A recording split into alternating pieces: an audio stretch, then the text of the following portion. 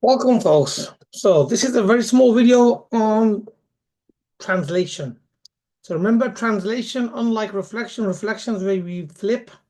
Translation is you move it, slide it left or right, or you slide it up or down. So let's have a look at these two questions in this short video. It says translate the shape 1 left, 5 down, and then write down the coordinates of the points. So we grab a corner of the shape. So I'm going to grab the corner S. Right, let's grab it in a pen, and it says 1 to the left. So you move 1 to the left. So S is moving 1 to the left, and then 5 down. So you've got to come down by 5. 1, 2, 3, 4, 5. So the new position of S is here. Now what we need to do, we can repeat this process for each of the other corners, or we can be a little bit smart and just redraw the shape by looking at the original properties. So if I go from S to R in the original, I gotta go right 3. So S to R in my new one will also be right 3. R to Q, I gotta go up by 3. So R to Q, I gotta go up by 3. And then Q to P, I gotta go left by 3. So I'm gonna go left by 3, and that'll give me with P. And then P to S, just rejoin them back up again. And that's my new position. So we're finding the new position by seeing how the original question was made. Now let's look at the coordinates. Now remember, coordinates are along the corridor and up the stairs. So it's always the x coordinate first and then the y. So we look at P. P is on the axis, it's at 1, and it has no height, so it doesn't go up. So that's the 1, 0. Q, you're going cross by 4 and you're not going up at all. So that's a 4, 0 for Q. For R, we are going to cross by 4 and down by 3. That'll be 4 minus 3. Let's get rid of our line here.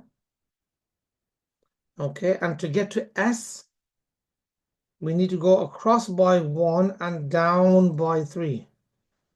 Okay, so let's get rid of that now. So across by 1 and down by 3. So that's the coordinates of that new point. Let's have a look at another question. It says translate 6 to the right and 1 up. So different directions now. So we go grab another point J. 1, 2, 3, 4, 5, 6. So we're moving 6 along the grid. Then we're going to move it up by 1. And our new position for J would be there. Now again, we are going to quickly reconstruct the shape, the rest of it, looking at the original shape. So the original shape, to go down to the K, you've got to go down by 4 squares. So we're going to go down by 4 squares and put in K. Now the next point is very important. You got to go to I. Well, diagonal is a little bit hard to track, but it goes straight through the diagonals, 2 diagonals. Straight through the diagonals, 2 diagonals. Straight through the diagonals, 2 diagonals, and we're done.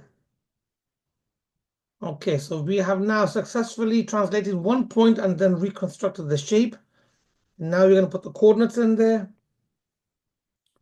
So for K, we got to go across by 9 and up by 2. So K will be 9, 2. Similarly, J will be also crossed by 9, but this time it will be up by 6.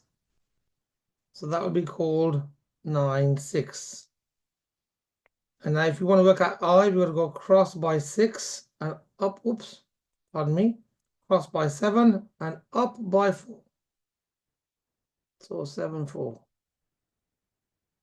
Okay, I hope that helps in getting a basic understanding of translation.